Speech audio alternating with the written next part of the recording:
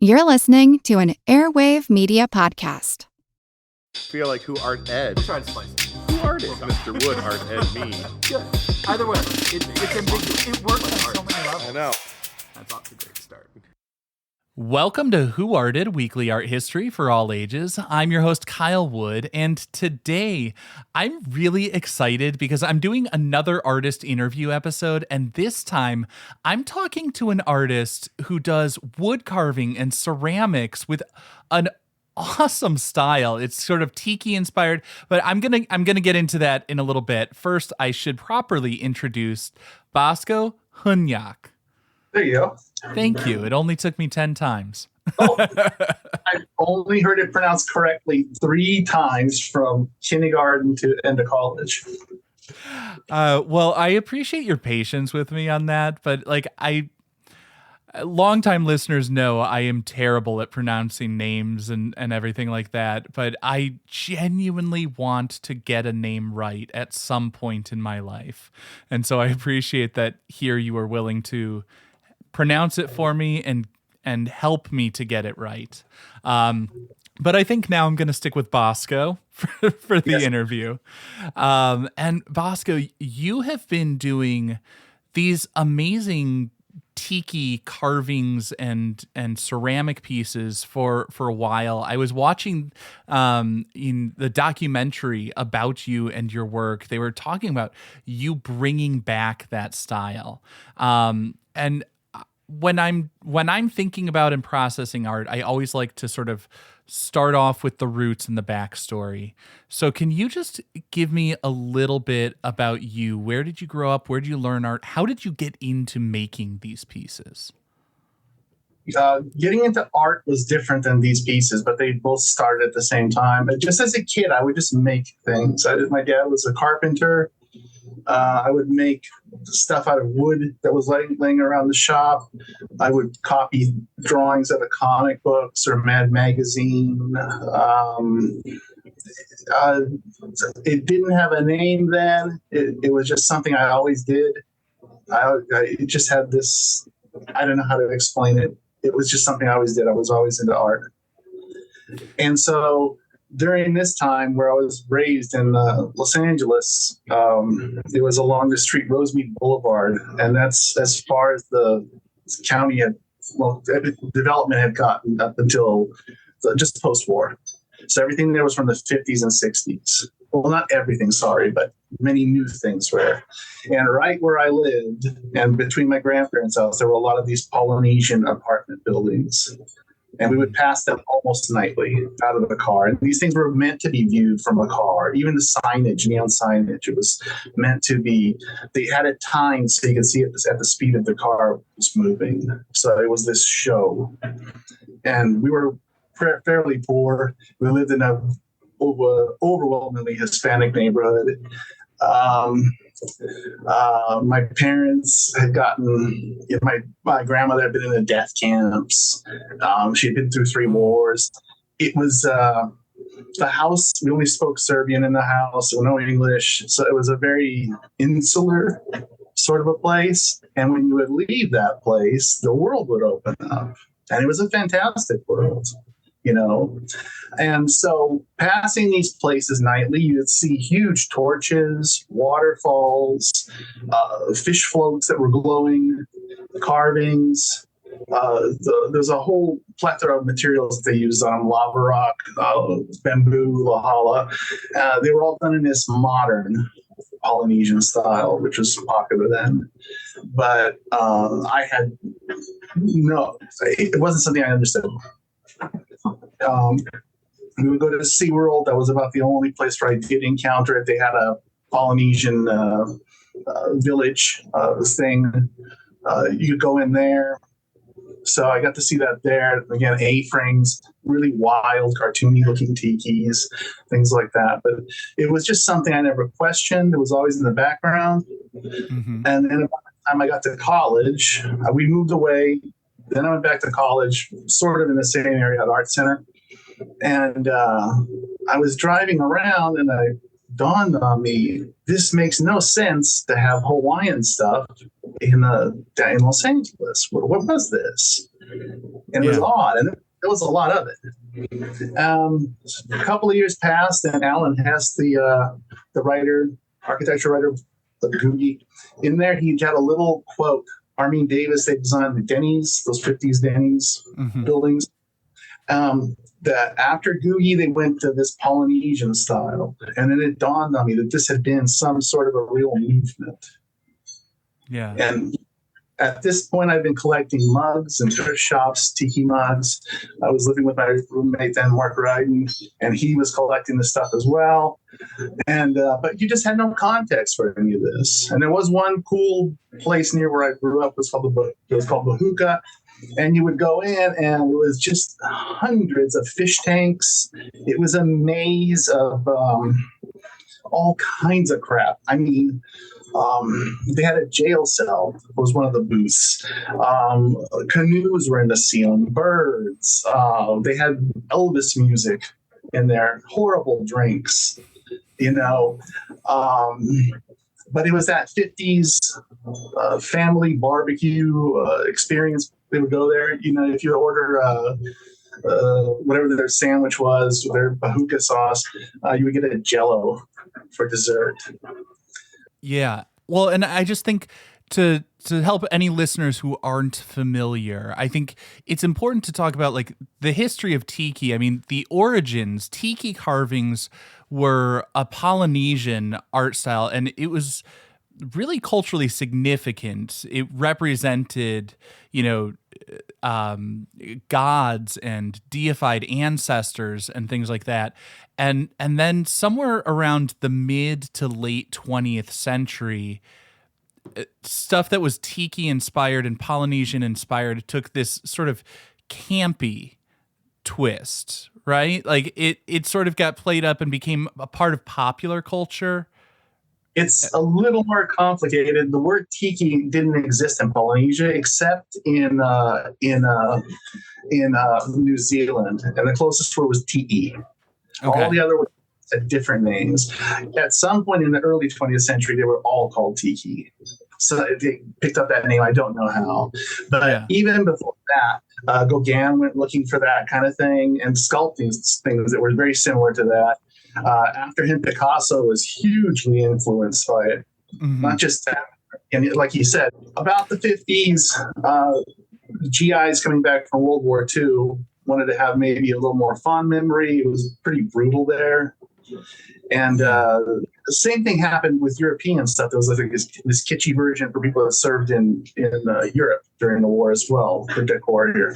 But in California, what had happened earlier during the 30s, right at the end of Prohibition, this guy, Don Beach, his name was Ernest Beaumont Gant. He had been lucky enough to travel the world. If I'm talking too much, just tell me to cut it short. No, I this is what I love. This is what I love learning more about this stuff that like, I'm going to be honest, like a lot of my knowledge of history and different cultures and stuff is miles wide and an inch deep. So I love the development and what's influencing stuff. Please go on. So he was offered, as the story goes, an uncle was going to pay him to go to college or he'd go around the world with this a bunch of money, and he chose to go around the world. I think it was 2.5 times. So he'd seen much of the world. Some of the time was spent in the Caribbean. He ended up in Hollywood right at the end of Prohibition. He was like a consultant for Hollywood movies because he had actually seen some of these places, and he could tell you how things looked supposedly. And so he opened this tiny little bar off of McCadden, I believe it was, and taking what he knew about food. I guess his mother was a big cook, and what he knew about rums. Rums were super cheap at that time. Only rummies drank it. It wasn't like scotch. So you had that. He was in California. You had oranges, limes, lemons. So he took like this basic template for those drinks, the daiquiris, 1 is sweet, 2 is sour, 3 is strong, or whatever it was called. And he mixed it. And he had this team of Filipino bartenders that were extremely talented at making these drinks. And it was an instant hit in Hollywood. Everybody went there. Orson Welles, Charlie Chaplin, I mean, you name it. So that was it fueled that movement, but that was not tiki then. then go back to end of World War II, things are developing. It begins to get this name. Closer to the 60s is when it really, I don't really think it was called tiki per se until much more recently. But the concept that you were using these gods really got big in the early 60s. Hawaii had become a state. Yeah. So we that was a part of our culture. There's a picture of Truman on Life magazine and an Aloha shirt. It says "Evolution of a Wardrobe." It was, if you were going to do something leisure, you would have a luau in your backyard. So in this early 60s, then Disney built the Tiki Room. And my friend Rolly was the designer of that. He did the sculptures. He recently passed away. But it was like this master had created this room and was, you could experience it. Kids could go in there. It was just a really fun and great place. I remember telling Rolly, a psychiatrist had written a thing early in the 60s that Disney had created the ultimate peace bomb by making this room. And he was just tickled pink. And so what Rolly had based his designs on, he had just read about them. He didn't know what these things looked like. Most people didn't know what these things looked like. I'm going to be jumping around back and forth now, referencing things. He just made these sort of what his idea was, the fantasy. Many of the people carving these things, they had no clue what this stuff looked like. Sven interviewed Milan Guang. They're super. I mean, they had no art training, but they made really fantastic images, and they knew nothing about what they looked like.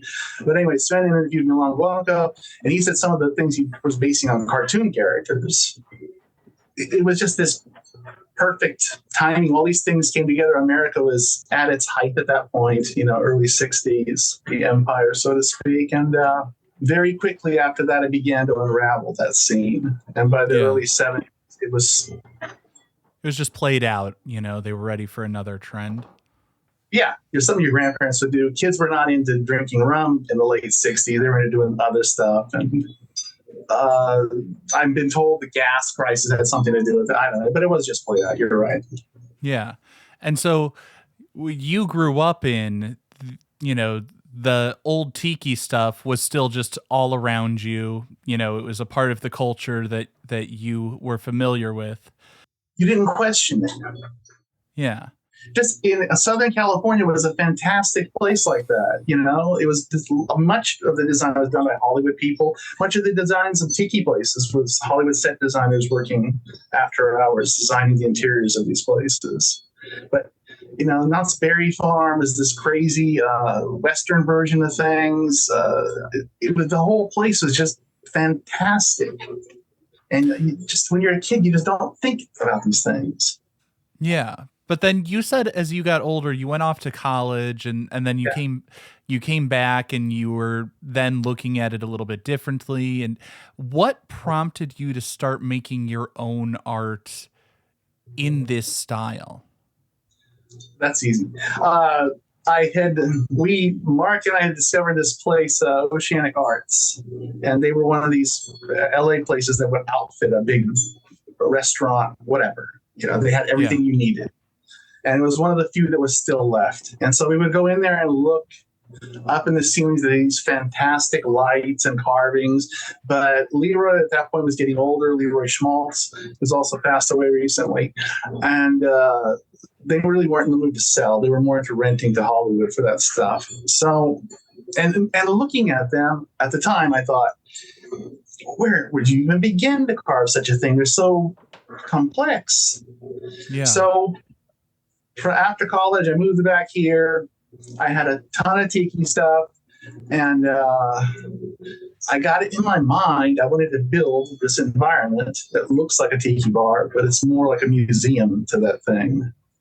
But I couldn't afford tikis. And so go driving between here and my parents' house. There was a house just down the road here, and somebody dumped a load of palm logs, which is what they used to use here, the local palm, Washingtonia. And I passed and I thought, gosh, I wonder if I could carve that. I bet I could carve that. About the same time, I met this whole group in Los Angeles that was into the same thing. And I stopped, loaded up the back of my little sedan, got him home. And then I started thinking, well, if you were in the jungle, how would you carve a tiki? Like, just like a real idiot. And I got a machete. It was hacking away. And my father showed up one day and said, what are you doing? I said, I'm carving a tiki. And he just went, and he left. And an hour later, he was back with chisels, a draw shave, and he showed me how to do everything. And what I couldn't do, he would do. I would tell him, cut here, he would cut there. I was able to leapfrog through that skill thing where I didn't have to learn how to do. The ideas were solid. They were masterful, I guess you could say, but my technique was bad. But he could do it, so I would tell him, do this here, do that. My second, third carvings were really just off the hook. I mean, for more on starting. So you didn't really have a lot of formal training. I mean, you said you grew up around wood, and obviously your dad had quite the skills, and you observed that as a kid. But not until you decided to just start making these things, you learned so that you could make the things that you wanted. For my room, yes. Yeah. And that was what inspired it. I did it for the room. And then I took my first truckload of masks down to Los Angeles. That went over fairly well. I mean, because they nobody there knew where to get a hold of this stuff. I took some to La Luz. They sold out immediately. In fact, one of the pieces I had, I can't remember what the price was. They mistaked it and they doubled the price and they sold. And I was just like, wow, somebody will actually pay good money for these things. So that got going. A little while later, my friend Chris, he was a computer guy and he was showing me this thing on the internet. About 95, I would say. And I just couldn't get over. So you can put things on here and you have to pay? No. You just put them, you post them on a website. I couldn't believe it. So I had one of the early websites for that. Going to the next phase of this thing, the ceramics. Nobody had made, there really weren't artists even back in the day. Well, there were a few, but not many that just made the vessels as an art. But to me, that was what started me collecting, and I wanted one of these things. And by meeting Sven, I found out that the most desirable tiki mugs were the logo tiki mugs from a restaurant. So they would have their design sculpture with their logo for that restaurant, because there were other companies that just put a stamp, and they were just typical. You could buy them all over. So those were the most desirable. So I wanted one for my bar, the Kapu Tiki Room. But I didn't know how to sculpt, and I didn't know how to do ceramics. They didn't teach anything like that at Art Center. It was much more commercially oriented. And I had taken, fortunately, a mold making class. It was probably one of my favorite classes. And at the time I thought, what do I need to know this for? But I really enjoyed it. And I got an A+ in the class. And it turned out when I had to make my first mold, I knew how to do that.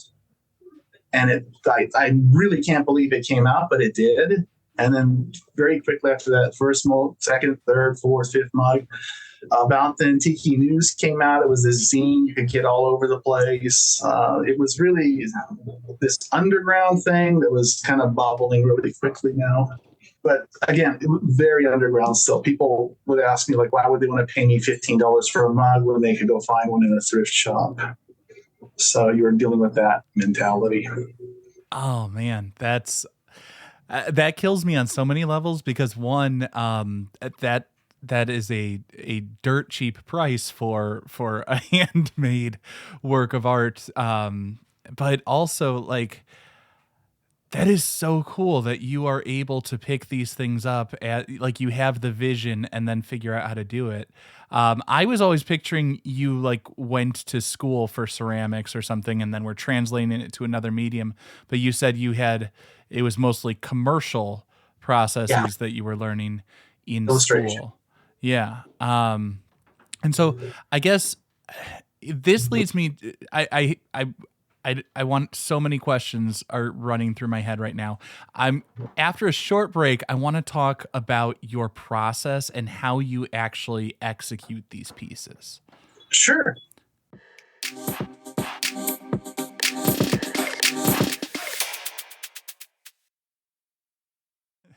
So I'm talking once again with Bosko Hrnjak, fantastic, world-renowned tiki artist.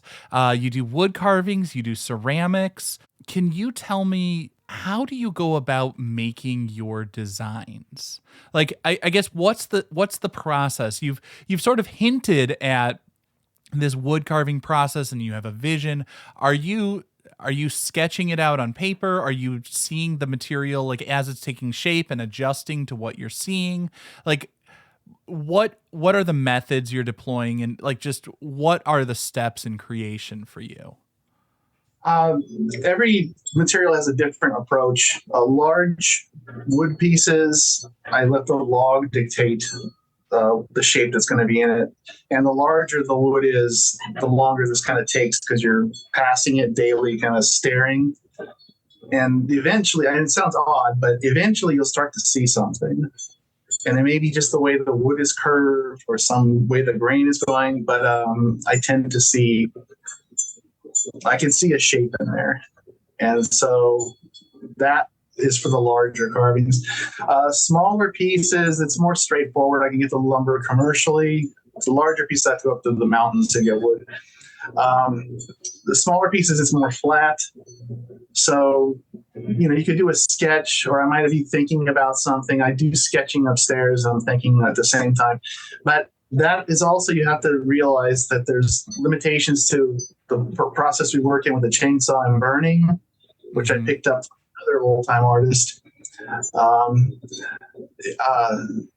So things have to be a certain distance from one another. There's limitations to the piece. The ceramics, boy, that is my favorite to do. It's the smallest. I sculpt in clay. I will do a sketch generally, and then just kind of work from there. And I work it in my hand. The pieces feel very good. I know it's right when it feels right in my hand. I know it's done. Okay, so we'll start at the end and work backwards. So, because I have so many questions about all of these. Sure. When you're working with a ceramics piece, okay? Yes. You said you're going by how it feels in your hand. Yeah. What is your process? Are you hand building everything? Are you cutting shapes from a slab, wrapping them around a form? Are you No. are you using a mold? Are you spinning it on a wheel? Like, what's your creative process there? I'll roll it out into a roughly cylindrical shape. If it's got more of a point, we'll have more of that. And then I let it start getting just a little bit hard, because you can't work clay too tall. It's when it's solid, it's super wet. It's like mud. Yeah. It starts collapsing. So the first day I'll just try to rough it in, very rough shapes. And I give it a day or two to start to harden, so it can hold any cuts I put into it, any shapes. Sorry. Yeah. The second phase, that's usually where you start to realize what this thing is going to look like. You can add or subtract at that point because it's clay. And third phase is about finishing. That's generally what it is. Just cleaning it up, everything. Keeping also in mind, I'm going to make a mold, so you have to be able to draw a mold off of it. You can't do undercuts and things that are not going to be able to pull apart. Mm-hmm. And so because I'm doing the mold and I'm not a good mold maker, it has to be simple. You seem good enough to me from what I've seen. Well, I used to use a master mold maker, and his molds were just, he's a master. Yeah. Now, if I could go back, because you also, something that really caught my ear was you talked about some of your carvings. You're using a chainsaw and burning. Yes. And you've also hinted at other tools you use, the chisels and stuff like that. Yes. Why are you burning your art? I'm going to plead ignorance on this. Like, wood carving is not something that I have done since I was 10 years old, and admittedly not at that sophisticated a level. So can you just explain, like, what's the process you're going through there? What tools in what order? Why is it burning? That kind of stuff. I'll go back to the beginning. So in the late 90s, Sven was trying to put this book together, Book of Tiki, which has since become like this seminal. It's what really drove this movement. But he had found a guy up north in Washington who had a company who made all sorts of wood stuff.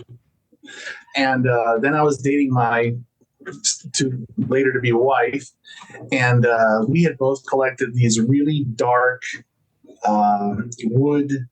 They're like really heavy Baroque pieces. If you have seen Elvis's Jungle Room, that's Whitco. That's what this guy did. And so he gave me his name. He said, go interview him and tell him I remember him. I just haven't had time to come up to Washington and see what you can find out. So she was in Seattle. We drove up near the Canadian border.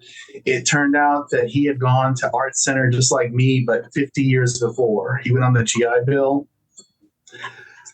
And he started this company in the mid-50s called Whitco, and anything that was big at the time, they put it out.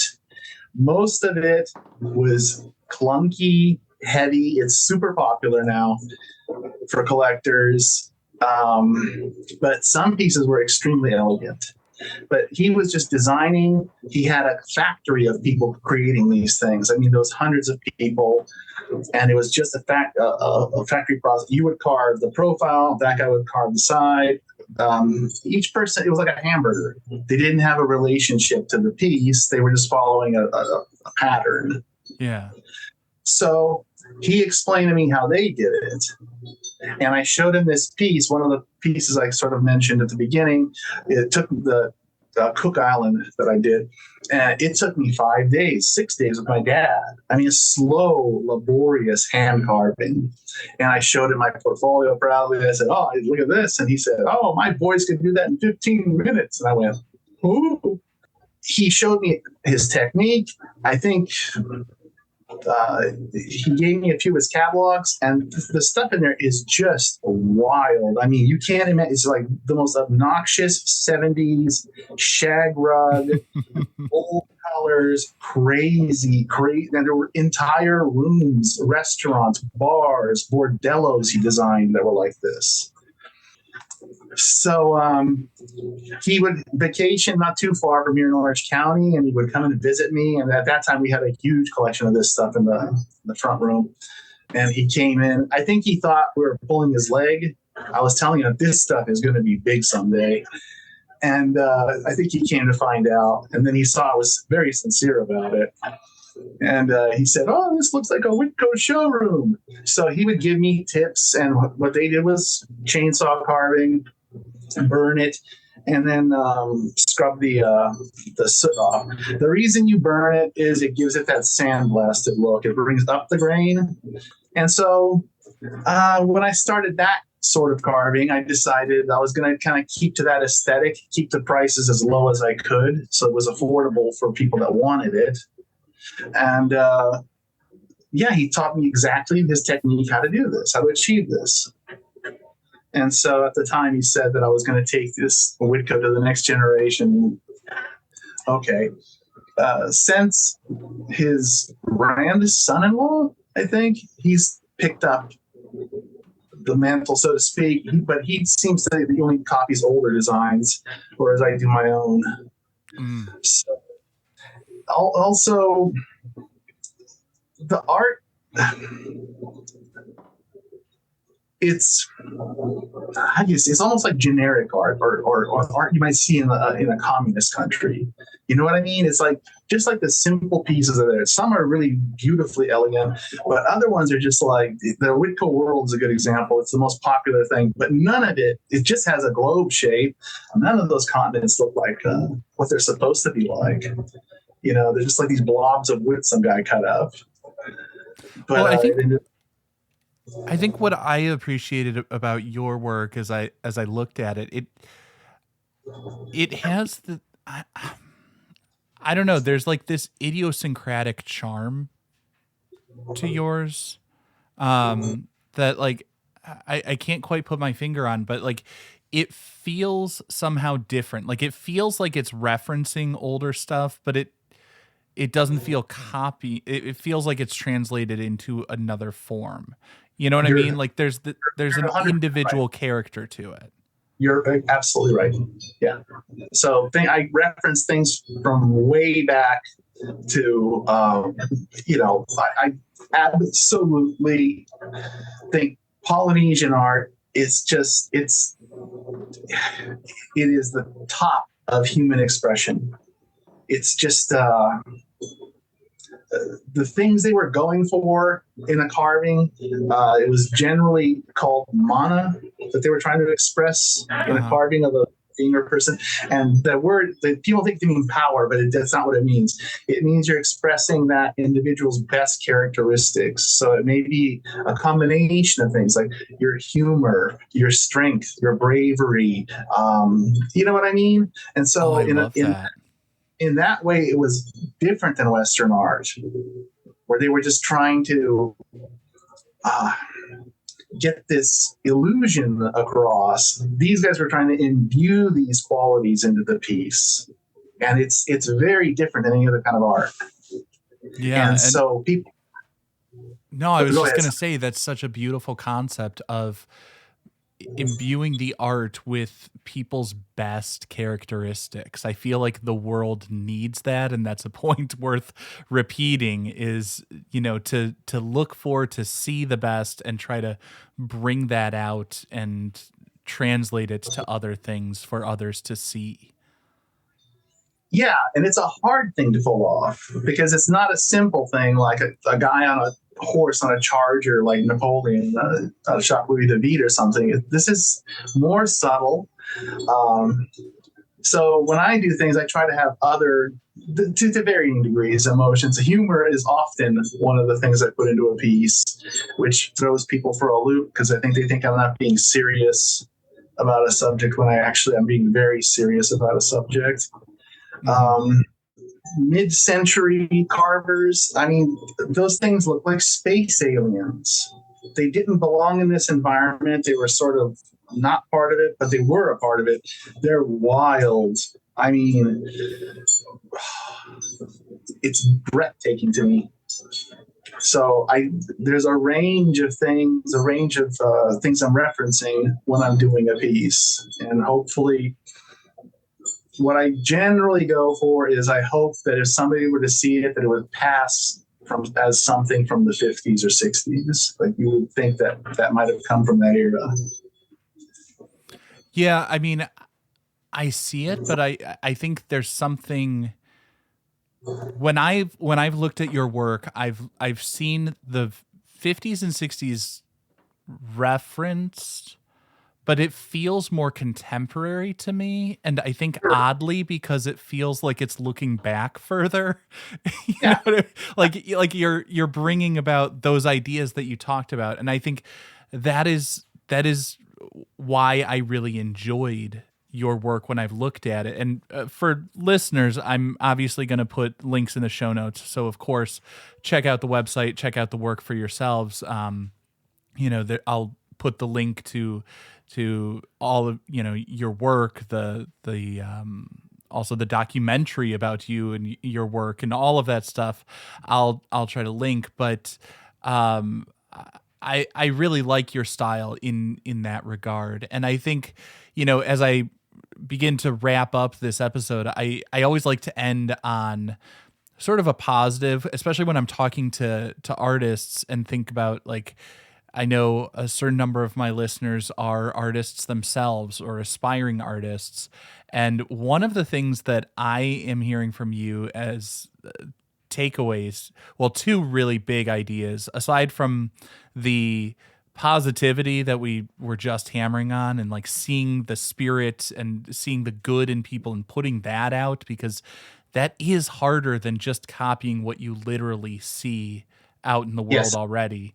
I guess on a related note, I love the courage of just going out there and doing the thing and creating. And so many artists walk around with like, here's an idea in my head.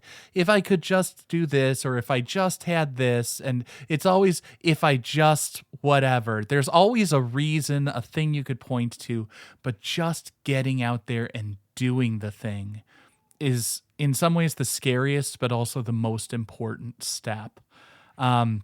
And I want to ask you, because you are much more skilled and talented than I, what advice would you give to people who are aspiring and looking to improve in their arts?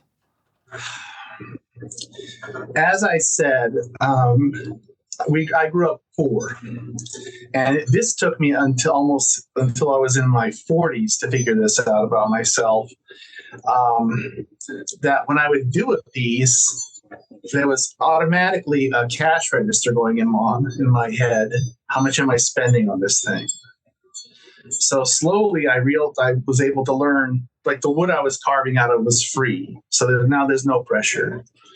When digital cameras came, I would shoot with the same mentality I shot when I had a 35 millimeter, which was every shot is 50 cents. So you got to make the shot.